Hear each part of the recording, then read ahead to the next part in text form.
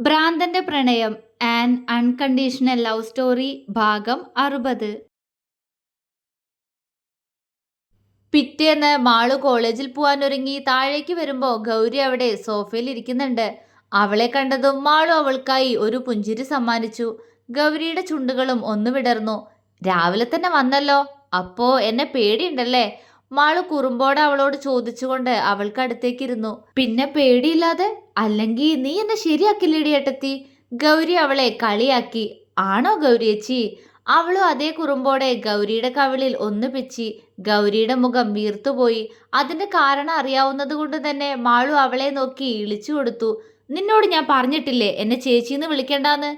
അവൾ ചുണ്ടുകൂർപ്പിച്ചു. കണക്കായിപ്പോയി. ഞാൻ നിന്നോടും പറഞ്ഞിട്ടില്ലേ എന്നെ ഏട്ടത്തിന്ന് വിളിക്കണ്ടാന്ന്? ഞാൻ നിന്നേക്കാൾ ചെറുതാ, മാളു കുസൃതിയോടെ പറഞ്ഞു. ഓ, ഗൗരി പുച്ഛിച്ചു. അത് കണ്ട് മാളു ചിരിയോടെ ഗൗരിയെ ചേർത്ത് പിടിച്ചു. ഗൗരിയും അവളെ നോക്കി പുഞ്ചിരിച്ചു. ഗൗരിക്ക് മാളുവിനെ നല്ല ഇഷ്ടമാണിപ്പോ. ഗായത്രിക്ക് കൊടുക്കാൻ പറ്റാതെ പോയ സ്നേഹം മുഴുവൻ അവളിപ്പോ മാളുവിന് കൊടുക്കുന്നുണ്ട്.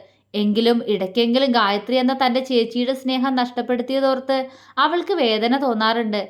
ആ വേദനകളെ മറക്കുന്നത് മാളുവിനെ കാണുമ്പോഴാണ്. ഇടയ്ക്കെല്ലാം മാളുവിന്റെ സ്നേഹം കാണുമ്പോൾ അവൾ ആ മുഖത്തേക്കെല്ലാം മറന്ന് നോക്കിയിരിക്കും. ഗായത്രിയുടെ അതേ മുഖവുമായി പിറന്നവൾ. ഈ ജന്മം ഗായത്രിക്ക് കൊടുക്കാൻ കഴിയാതെ പോയ സ്നേഹമെല്ലാം ഇനി മാളുവിന് കൊടുക്കണമെന്ന് ഗൗരി അന്നേ തീരുമാനിച്ചിരുന്നു. പക്ഷേ എത്രയൊക്കെ മാളുവിനോട് അടുത്താലും അവളുടെ കുറുമ്പോടെയുള്ള സംസാരം കേൾക്കുമ്പോൾ ഗൗരിയുടെ മുഖം വീർത്തുപോവും. ഈ വിനോദിനെ ഈ പെണ്ണിനെ ഇങ്ങനെ കുറുമ്പിയാക്കിയേ? ഇടയ്ക്കെല്ലാം അവൾ വിനോദിനോട് പരാതി പോലെ പറയും. അത് കേൾക്കുമ്പോൾ വിനോദാണോ എന്ന പോലെ മാളുവിനെ നോക്കും. അവള് ചിരിയോടെ അവന്റെ നെഞ്ചിലേക്ക് ചായും. മാളുവിനെ ഇങ്ങനെ മാറ്റിയെടുക്കാൻ വിനോദ് കുറച്ച് കഷ്ടപ്പെട്ടിട്ടുണ്ട്. എന്തിനും ഏതിനും കരഞ്ഞുകൊണ്ട് നിന്നിരുന്ന പെണ്ണിനെ അവന്റെ സ്നേഹത്താലും കുസൃതിയാലും അവള് പോലും അറിയാതെ അവൻ മാറ്റിയെടുത്തു. ഇപ്പോ ഒരു കുറുമ്പിയാണ് മാളു. എങ്കിലും എല്ലാവരോടും ഒരു ലിമിറ്റിൽ മാത്രമേ അവള് കുറുമ്പ് കാണിക്കൂ. അവളുടെ എല്ലാ വാശിയും കുറുമ്പും ദേഷ്യവും പിണക്കവും എല്ലാം പൂർണ്ണമായി ഏറ്റുവാങ്ങുന്നത് വിനോദാണ്. ഇടയ്ക്കെല്ലാം അവന്റെ മകളെന്ന പോലെ അവനോട് കൊഞ്ചും അവൾ. മറ്റു ചിലപ്പോൾ അമ്മയെപ്പോലെ വാത്സല്യത്തോടെ തലോടും. അതും കടന്ന് ഒരു ഭാര്യയായും കാമുകിയായും മാറുമ്പോൾ അവനെ അവൾ ചുംബിച്ചു തളർത്തും. ഇതാണ് ഇന്നത്തെ മാളു. എനിക്കെന്റെ പഴയ മാളൂട്ടനെ വേണം എന്നിടയ്ക്കെല്ലാം വിനോദ് മുഖം വീർപ്പിച്ചുകൊണ്ട് പറയും. അപ്പോഴും പെണ്ണിന്റെ ചുണ്ടിൽ ചിരിയാണ്. പക്ഷെ ഇപ്പോഴും അവൾ ആ 18കാരിയിലേക്ക് പോകുന്നത് അവന്റെ പ്രണയത്തോടെയുള്ള ചേർത്തുപിടിക്കലിലും വശ്യമായ നോട്ടത്തിലുമാണ്. കണ്ടോ, ഇതെന്റെ പഴയ മാളൂട്ടൻ. നീ എത്രയൊക്കെ മാറിയാലും എനിക്ക് തോന്നുമ്പോ എല്ലാം ഞാൻ നിന്നെ എന്റെ പാവ മാളു ആക്കൂട്ടോ. കുറുമ്പോടെ കവിളിൽ കടിച്ച് ഒരു ദിവസം അവൻ പറഞ്ഞ വാക്കുകൾ. ആ, നീ വന്നോ ഗൗരി? താഴേക്ക് ഇറങ്ങി വന്നുകൊണ്ട് വിനോദ് പുഞ്ചിരിയോടെ അവളോട് ചോദിച്ചു. ഗൗരി ചിരിയോടെ തലയാട്ടി. ദേ ഇപ്പൊ എത്തിയുള്ളൂ വിനോട്ടാ. രാവിലെ ഞാൻ താഴെ വരുമ്പോ ഗൗരിയോട് ഉണ്ടാവണമെന്ന് ഒരാൾ ഓർഡർ ഇട്ടായിരുന്നു. അതുകൊണ്ട് ഓടി വന്നതാ ഞാൻ. അവള് മാളുവിനൊന്ന് ഇടം കണ്ടിട്ട് നോക്കിക്കൊണ്ട് ചിരിയോടെ പറഞ്ഞു. വിനോദ് പുഞ്ചിരിച്ചു. വാ എന്നാ വല്ലതും കഴിച്ചിട്ട് ഓഫീസിൽ പോവാൻ നോക്കാം. മാളുവിന്റെ തോളിലൂടെ ചുറ്റിപ്പിടിച്ചുകൊണ്ട് അവൻ ഗൗരിയോട് പറഞ്ഞു. ഓക്കെ. അവള് ചിരിയോടെ അവർക്കൊപ്പം നടന്നു. അപ്പോഴേക്കും സുമതിയും ദേവികയും കൂടി കഴിക്കാനുള്ളതെല്ലാം ടേബിളിൽ കൊണ്ടുവന്ന് വെച്ചിരുന്നു. മാളുവിന് ജോലിയൊന്നും ചെയ്യാൻ അനുവദിക്കാറില്ല വിനോദ്. ഇപ്പോ പഠിക്കേണ്ട സമയ. ആദ്യം അത് നീ നേരാവണ്ണം ചെയ്യേ. അല്ലാതെ നിന്നെ ഇനി ഞാൻ അടുക്കളയിൽ കണ്ടുപോരുത്. ഒരിക്കൽ ഗൗരവത്തോടെ അവൻ അവളോട് പറഞ്ഞു. അവൾ അവനെ ദയനീയമായി നോക്കിക്കൊണ്ട് തല കുലുക്കി. പിന്നീട് വിനോദ് വീട്ടിലുള്ള സമയങ്ങളിലൊന്നും അവൾ അടുക്കളയുടെ ഭാഗത്തേക്കേ പോവാറില്ല. അവൻ കണ്ട വഴക്കു അറിയും. പക്ഷെ കോളേജ് വിട്ടു വന്ന ദേവികയുടെ എതിർപ്പ് വകവയ്ക്കാതെ അവൾ അവർക്കൊപ്പം ഓരോ ജോലി ചെയ്തുകൂടും. ഉണ്ണി വന്നാ പറഞ്ഞു കൊടുക്കുമെന്ന് ദേവിക മുഖം വീർപ്പിച്ച് പറയാറുണ്ടെങ്കിലും അവൾ അവരെ നോക്കി നിഷ്കളങ്കമായി ഓരോന്ന് പറഞ്ഞുകൊണ്ട് അവരെ വീണ്ടും സഹായിക്കും. ഇത് വിനോദിന് അറിയാവുന്നതാണ്. പക്ഷെ അവൻ അറിഞ്ഞതായി ഭാവിച്ചിട്ടില്ല. അവളെ ആ കാര്യത്തിലൊന്നും ഒരിക്കലും മാറ്റാൻ കഴിയില്ല എന്ന് അവൻ ഒരു പുഞ്ചിരിയോടെ ഓർക്കും. ഗൗരി ഇപ്പോഴും വിനോദിന്റെ വീട്ടിൽ തന്നെയാണ് താമസം. പക്ഷേ ഇടയ്ക്ക് അവൾക്ക് കല്യാണിയുടെ ഓർമ്മകൾ വരുമ്പോൾ അവരുടെ സ്വന്തം വീട്ടിൽ പോയി താമസിക്കും. അങ്ങനെ ഇന്നലെ അവൾ അവിടെയായിരുന്നു. അവൾക്ക് കൂട്ടിനായി മാളു വരാമെന്ന് പറയുമെങ്കിലും ഗൗരി അവളെ അതിന് അനുവദിച്ചിരുന്നില്ല. ഗൗരി ഇപ്പോൾ നല്ല ഹാപ്പിയാണ്. പക്ഷെ അപ്പോഴും കല്യാണിയുടെ അവസ്ഥ അവളിൽ ഇടയ്ക്ക് വേദന നിറയ്ക്കും.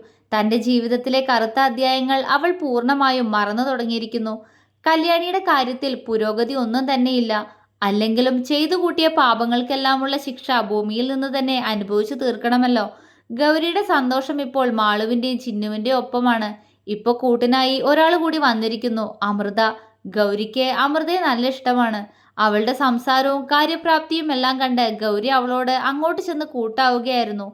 അപ്പോഴും വിനോദിന്റെയും ഹരിയുടെയും അനിയത്തിയാണ് ഗൗരി എന്നതുകൊണ്ട് തന്നെ ആ ഒരു ബഹുമാനത്തിൽ മാത്രമേ അമ്മു അവളോട് ഇടപഴകിയിരുന്നുള്ളൂ. ഇരുവരും സമപ്രായക്കാരാണ്. പക്ഷെ പോകെ പോകെ ഗൗരിയുടെ തന്നോടുള്ള വാത്സല്യവും കെയറിങ്ങും അവളെ ഗൗരിയുടെ ആത്മമിത്രമാക്കി. ഇപ്പോ അവര് പരസ്പരം എന്തും തുറന്ന് സംസാരിക്കുന്ന കൂട്ടുകാർ കൂടിയാണ്. അപ്പോഴും അവൾ ഹരിയുടെ കാര്യം മാത്രം ഗൗരിയിൽ നിന്നും മറച്ചു വെച്ചു. ഹരിയോട് തോന്നിയ ഇഷ്ടം ഗൗരി അറിഞ്ഞ തന്നെ വെറുക്കുമോ എന്നവൾക്ക് ഭയം തോന്നി.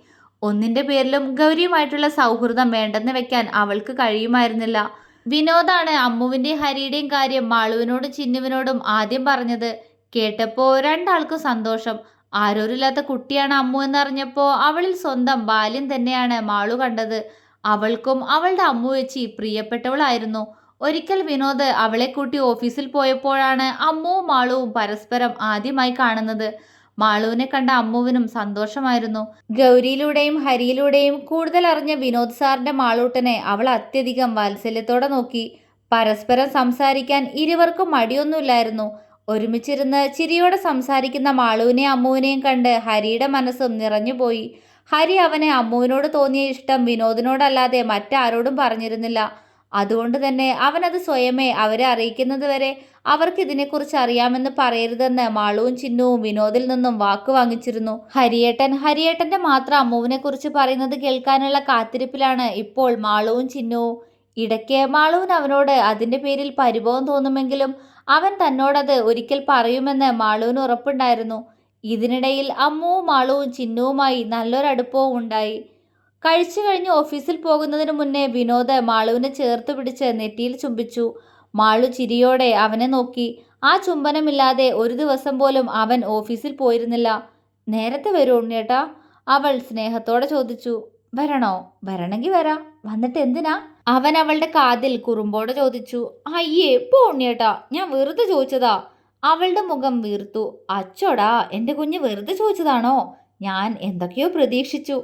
അവനിൽ കള്ളച്ചിരി. മാളുവിന്റെ മുഖം ഒന്നു ചുവന്നു. അത് കണ്ടവൻ ചിരിയോടെ അവളുടെ കവിളിൽ തലോടി. നേരത്തെ വരാട്ടോ, എന്നിട്ട് നമുക്ക് മൂവിക്ക് പോവാ, അവൻ പുഞ്ചിരിയോടെ പറഞ്ഞു. മാളുവിന്റെ മുഖം വിടർന്നു.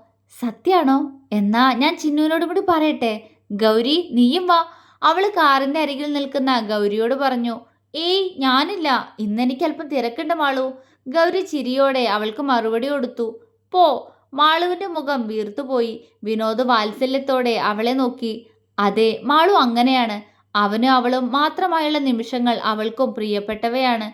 പക്ഷെ പുറത്തേക്ക് പോകുമ്പോൾ അവൾ ചിന്നുവിനെയും ഗൗരിയെയും അവളുടെ കൂടെ കൂട്ടാൻ ശ്രമിക്കാറുണ്ട്. അവർക്ക് പ്രൈവസി കൊടുത്തുകൊണ്ട് ചിന്നുവും ഗൗരിയും ഇല്ല എന്ന് പറഞ്ഞ് ഒഴിയാൻ ശ്രമിക്കുമെങ്കിലും അവളുടെ പിടിവാശിയിൽ ഇടയ്ക്കെല്ലാം അവർക്ക് തോറ്റുകൊടുക്കേണ്ടി വന്നിട്ടുണ്ട്. തന്നെയും തന്റെ സഹോദരങ്ങളെയും ഒരുപോലെ സ്നേഹിക്കുന്ന ആ പെണ്ണ് വിനോദിനെന്നും ഒരു അത്ഭുതം തന്നെയായിരുന്നു. ഹരി അവരുടെ കൂടെ പുറത്തേക്ക് വരുമ്പോൾ മാത്രം വിനോദിന്റെ മുഖം വീർത്തിരിക്കും. കാരണം മറ്റൊന്നുമല്ല, ചിന്നുവും മാളുവും അവരുടെ കൂടെ പുറത്തേക്ക് വന്നാലും മാളു എപ്പോഴും വിനോദിന്റെ കയ്യിൽ കൈകോർത്തു പിടിച്ചാണ് നടക്കുക. അത് അവനും സന്തോഷമാണ്. പക്ഷെ ഹരി കൂടി കൂടെയുണ്ടെങ്കിൽ തന്നെ ഒന്ന് നോക്കുക കൂടി ചെയ്യാതെ അവൾ ഹരിയുടെ കയ്യിൽ ചുറ്റിപ്പിടിച്ച് നടക്കും. അതോടെ ചെക്കന്റെ മുഖം വീർത്തുപോവും. അവനെ ദേഷ്യം പിടിപ്പിക്കാൻ വേണ്ടി ഹരിയും അവളെ ചേർത്ത് പിടിച്ചുകൊണ്ട് നടക്കും. മാളുവിനും അറിയാവുന്നതാണ് വിനോദിന്റെ ഈ പിണക്കം. പക്ഷെ ആ സമയം അവനെ ദേഷ്യം പിടിപ്പിക്കാൻ അവൾക്കും ഇഷ്ടമാണ്. വിനോട്ടന്റെ മക്കള് വാ, അവരെങ്ങോട്ടാന്ന് വെച്ചാൽ പൊക്കോട്ടെ, ഏട്ടൻ നിങ്ങൾക്ക് ഐസ്ക്രീം വാങ്ങിത്തരാം. ഗൗരിയെയും ചിന്നുവിനെയും ഇരു കൈകളിലും കോർത്തു പിടിച്ച് മാളുവിനെയും ഹരിയെയും നോക്കി പുച്ഛിച്ചുകൊണ്ട് അവൻ അവർക്ക് മുന്നിലൂടെ നടന്നുകൊണ്ട് പറയും. അത് കണ്ട് ഒരു ചിരിയോടെ അവൾ അപ്പോഴും അവളുടെ ഏട്ടനിലേക്ക് ചായും. കൂടെ പിറക്കാത്ത കൂടപ്പിറപ്പുകൾ. ചിന്നുവും മാളുവും കോളേജിലെത്തി. ചിന്നുവിന്റെ മുഖത്ത് വലിയ തെളിച്ചൊന്നുമില്ല. മാളു വൈകുന്നേരം പുറത്തേക്ക് പോവാന്ന് പറഞ്ഞെങ്കിലും അവളില്ല എന്ന് അപ്പോൾ തന്നെ പറഞ്ഞിരുന്നു. ക്ലാസ്സിലെ വായാടിയാണ് ചിന്നു. അതുകൊണ്ട് തന്നെ എല്ലാവർക്കും അവളുടെ സ്വഭാവം അറിയാവുന്നതുമാണ്. പക്ഷെ അവൾക്ക് ആദ്യമായിട്ടാണ് ഇങ്ങനൊരു അനുഭവം. ചെറിയ രീതിയിൽ വഴക്കെല്ലാം ടീച്ചേഴ്സിന്റെ കയ്യിൽ നിന്ന് കിട്ടാറുണ്ടെങ്കിലും ആദ്യമായിട്ടായിരുന്നു അവൾക്ക് ഇങ്ങനെ ഒന്ന്. അതുകൊണ്ട് തന്നെ അവൾക്ക് കുട്ടികളെ ഫേസ് ചെയ്യാൻ ബുദ്ധിമുട്ട് തോന്നി. അവളെ കണ്ട ഉടനെ തന്നെ അവൾ പ്രതീക്ഷിച്ചതുപോലെ കുട്ടികൾ അവളെ കളിയാക്കി ചിരിക്കാൻ തുടങ്ങിയിരുന്നു. അവൾക്ക് ശരിക്കും നല്ല സങ്കടം തോന്നിയെങ്കിലും അവൾ അവരെയെല്ലാം ദേഷ്യത്തോടെ നോക്കി മുഖം തിരിച്ചു. കുറച്ചു കഴിഞ്ഞപ്പോഴേക്കും ആദി ക്ലാസ്സിലേക്ക് കയറി വന്നു. പക്ഷെ ക്ലാസ്സിലേക്ക് കയറിയ അവന്റെ കണ്ണുകൾ ആദ്യം പോയത് ബാക്ക് ബെഞ്ചിലേക്കാണ്. അവിടെ ഇരിക്കുന്ന ചിന്നുവിനെ കണ്ടതും അവന്റെ മുഖം ഒരു വേള വിടർന്നുപോയി. പക്ഷെ അവൾ ബാഗ് എടുത്ത് നെഞ്ചോട് അടക്കി പിടിച്ചുകൊണ്ട് അവിടെ നിന്നും എഴുന്നേറ്റതും ആദിയുടെ മുഖം ചുളിഞ്ഞു. അവൾ ആരെയും നോക്കാതെ അവിടെ നിന്നും എഴുന്നേറ്റ് പുറത്തേക്ക് നടക്കാനൊരുങ്ങി. ഹർഷ, അവൻ അവളെ ഗൗരവത്തോടെ വിളിച്ചു. അവൾ അവൻ്റെ മുഖത്തേക്ക് നോക്കി. അവളുടെ കണ്ണുകൾ കലങ്ങിയിരുന്നു. അവൻ ഒരു നിമിഷം ആ കണ്ണുകളിലേക്കൊന്ന് നോക്കിക്കൊണ്ട് പതിയെ ഒന്ന് നിശ്വസിച്ചു. താൻ എവിടെ പോകുന്നു? ഇവിടെ ക്ലാസ് എടുക്കാൻ പോകുന്നത് താൻ കാണുന്നില്ലേ? അവൻ ഗൗരവത്തോടെ ചോദിച്ചു. അവൾ മറുപടി പറഞ്ഞില്ല. ഹർഷ, ഞാൻ തന്നോടാ ചോദിച്ചേ, അവൻ വീണ്ടും പറഞ്ഞു. അവൾ അവൻ്റെ മുഖത്തേക്ക് തറപ്പിച്ചു നോക്കി. അവൻ അപ്പോഴും അവളെ നോക്കി നിൽക്കുകയാണ്. ഗോട്ട് യുവർ സീറ്റ്, അവൻ ഗൗരവത്തോടെ പറഞ്ഞു. അവൾ അപ്പോഴും ഒന്നും മിണ്ടിയില്ല. ഞാൻ തന്നോടാ സംസാരിക്കുന്നേ, താനെന്തോ ഒന്നും മിണ്ടാത്തേ? ആദിക്ക് ദേഷ്യം വരാൻ തുടങ്ങിയിരുന്നു. സാറല്ലേ ഇനി മേലാൽ സാറിൻ്റെ ക്ലാസ്സിൽ ഇരിക്കരുതെന്ന് പറഞ്ഞ്, അതുകൊണ്ട് എനിക്ക് സാറിൻ്റെ ക്ലാസ്സിലിരിക്കാൻ താല്പര്യമില്ല. ഗൗരവത്തോട് അത്രയും പറഞ്ഞുകൊണ്ട് അവൾ പുറത്തേക്ക് നടന്നു. ആദിയുടെ മുഖം മങ്ങിപ്പോയി. അവൾ അങ്ങനെ ഒരു മറുപടി പറയുമെന്ന് അവൻ പ്രതീക്ഷിച്ചിരുന്നില്ല. താൻ കാരണമാണ് അവൾക്ക് ഇത്രയും സങ്കടമെന്നോർക്കെ അവനുള്ളിൽ വേദന തോന്നി.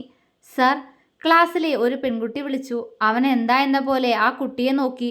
അവൾക്ക് ഇന്നലെ സാറ് വഴക്ക് പറഞ്ഞതിൻ്റെ ചമ്മല. അതുമാത്രല്ല, സാർ ഇന്നലെ അവളുടെ ചെവിക്ക് പിടിച്ചില്ലേ, അതിൻ്റെയൊക്കെ ദേഷ്യമുണ്ട്. അവൾ പൊക്കോട്ടെ സാർ, ആ കുട്ടി ചിന്നുവിനെ കളിയാക്കി. ഞാൻ തന്നോട് ചോദിച്ചോ? ആദി ദേഷ്യത്തോടെ അവളോട് ചോദിച്ചു. ആ പെൺകുട്ടിയുടെ മുഖം വിളറി വെളുത്തുപോയി. ആൻസർ മീ, ഞാൻ തന്നോട് ചോദിച്ചോ? അവൻ വീണ്ടും ചോദിച്ചു. ഇല്ല. അവൻ്റെ ദേഷ്യം നിറഞ്ഞ മുഖം കണ്ട് ആ കുട്ടി പേടിയോടെ പറഞ്ഞു. ആവശ്യമില്ലാത്ത കാര്യത്തിൽ അഭിപ്രായം പറയാൻ വരണ്ട, ഇരിക്കവിടെ, അവൻ ഗൗരവത്തോടെ പറഞ്ഞു. ആ പെൺകുട്ടിയുടെ മുഖം വിളറിപ്പോയി. അവൾ തല താഴ്ത്തി സീറ്റിലിരിക്കുമ്പോഴേക്കും കുട്ടികളുടെ അടക്കിപ്പിടിച്ച ചിരി അവളും കേൾക്കുന്നുണ്ടായിരുന്നു. പക്ഷെ ആദിയുടെ മനസ്സാകെ കലങ്ങി മറിയുകയായിരുന്നു. അവളോട് സംസാരിക്കാതെ ഇനി അവൾ തൻ്റെ ക്ലാസ്സിൽ ഇരിക്കില്ല എന്ന് തോന്നിപ്പോയി അവന്. ഞാൻ അവളുടെ ടീച്ചറല്ലേ, ടീച്ചേഴ്സിന് റെസ്പെക്റ്റ് ഉണ്ടായിരുന്നെങ്കിൽ ഇപ്പോൾ അവൾ ഇങ്ങനെ പോവായിരുന്നോ? അവൻ ദേഷ്യത്തോടെ മനസ്സിൽ ചിന്തിച്ചു. അപ്പോഴും താൻ അവളോട് ചെയ്തത് തെറ്റാണെന്ന് അവൻ അറിയാമായിരുന്നു. അവളോട് സംസാരിക്കണമെന്ന് അവൻ മനസ്സിൽ ഉറപ്പിച്ചു. ആദ്യമായിട്ട് ഇങ്ങനെ എന്തോ നെഞ്ച് വല്ലാതെ വീങ്ങുന്നു. അവനൊന്ന് നിശ്വസിച്ചുകൊണ്ട് പതിയെ ക്ലാസ് എടുക്കാൻ തുടങ്ങി. അപ്പോഴും അവനെ ദേഷ്യത്തോടെ എന്തൊക്കെയോ പറഞ്ഞ് പിറുപിറുത്ത് ക്ലാസ്സിന് പുറത്ത് നിൽക്കുന്നുണ്ടായിരുന്നു ചിന്നു. പിന്നീടുള്ള ദിവസങ്ങളിലും ചിന്നു അവന്റെ പീരീഡിൽ ഇത് തന്നെ ആവർത്തിച്ചു. അവളുടെ വാശി എത്രത്തോളമാണെന്ന് ആദ്യം തിരിച്ചറിയുകയായിരുന്നു ആ ദിവസങ്ങളിലെല്ലാം. അവനെ കാണുമ്പോൾ, അവളുടെ ചുണ്ടിൽ വിരിയുന്ന പുച്ഛം കാണുമ്പോൾ ആദിക്ക് ദേഷ്യം വരും. പക്ഷേ അന്നത്തെ സംഭവത്തിന് ശേഷം അവൻ അവളോട് ഒരിക്കൽ പോലും സംസാരിച്ചിരുന്നില്ല. അവൾ അതിന് ഒരവസരം കൊടുത്തിരുന്നില്ല എന്നതാണ് ശരി.